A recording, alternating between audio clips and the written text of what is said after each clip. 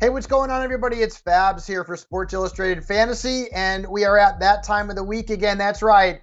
We're looking to the waiver wire to see which players can potentially help us in our Week 8 matchups. And, of course, help comes in the form of Jen Piacenti, our great fantasy and betting analyst, who, by the way, nailed not one, but two Equanimous St. Brown player props on Monday night. Jen, I am not worthy. Let's start off at the quarterback position. Who can help fantasy managers coming up into Week 8?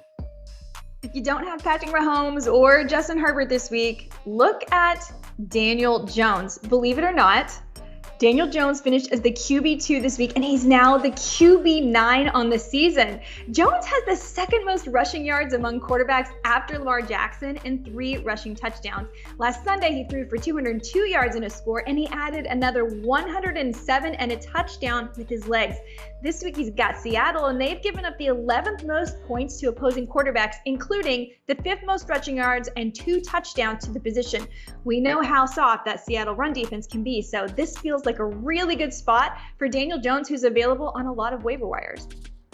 You know, he has more rushing yards than Najee Harris right now. I mean, that's just ridiculous. Some other quarterbacks that you could potentially get. Justin Fields has had 3 good games in a row. Now, he's playing the Cowboys this week, but he's still worth an ad. And then in deeper leagues, Marcus Mariota, Davis Mills as well. And if you're going real deep, Sam Ehlinger. Yeah, we're at that point right now. At the running back position, not one but 2 Carolina backs gashed the Buccaneers last week, and we like them heading into the rest of the season. Yeah, I mean, wasn't the Buccaneers' run defense rumored to be one of the best in the league? Well, not if they're facing Donta Foreman and Chuba Hubbard, apparently. Now, Chuba Hubbard officially got the start. He played more snaps than Donta Foreman, but Donta Foreman looked completely explosive. I like both of these guys. Foreman had 15 carries for 118 yards and another 127 in the year. That's 16 and a half PPR points. And Hubbard, he got the start. He got 63 yards on 9 carries and a touchdown. Now, he did leave with a bit of an ankle injury, so you're going to want to keep your eye on that. But either of these guys look like somebody that probably should be added because, look, the state of the running back position, it's pretty thin. So here's 2 guys you can probably get on your waiver wire.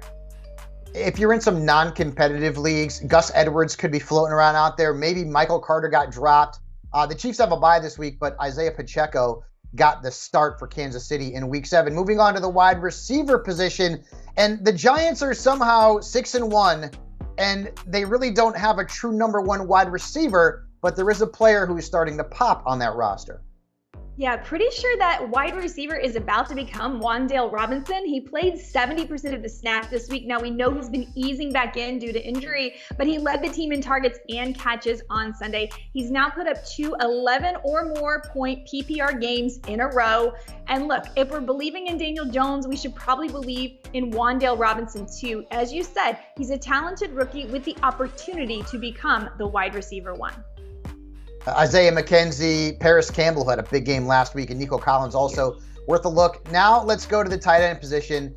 It's an absolute barren wasteland, but you like Juwan Johnson in New Orleans.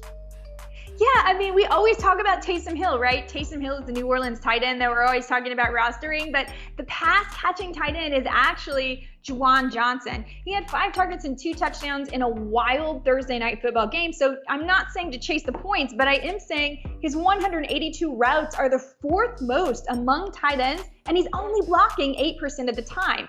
Better yet, this week they have the Raiders, who've given up the 3rd most points to opposing tight ends, including 6 touchdowns. And as long as that wide receiver core is totally beat up in New Orleans, I think Juwan Johnson is certainly worth an ad. Evan Ingram also worth a look. And then Greg Dulcich. Not only does the guy have great hair, but he's also been pretty good in his first 2 NFL games from a fantasy perspective. Jen, you are the best as always. Make sure you're checking out Jen's work over at si.com/fantasy and si.com/betting. And be sure to check out the Sports Illustrated YouTube channel where you can find waiver wire, start 'em and sit 'em, and much more. We're here to help you win a fantasy football championship, so make sure you hit that subscribe button.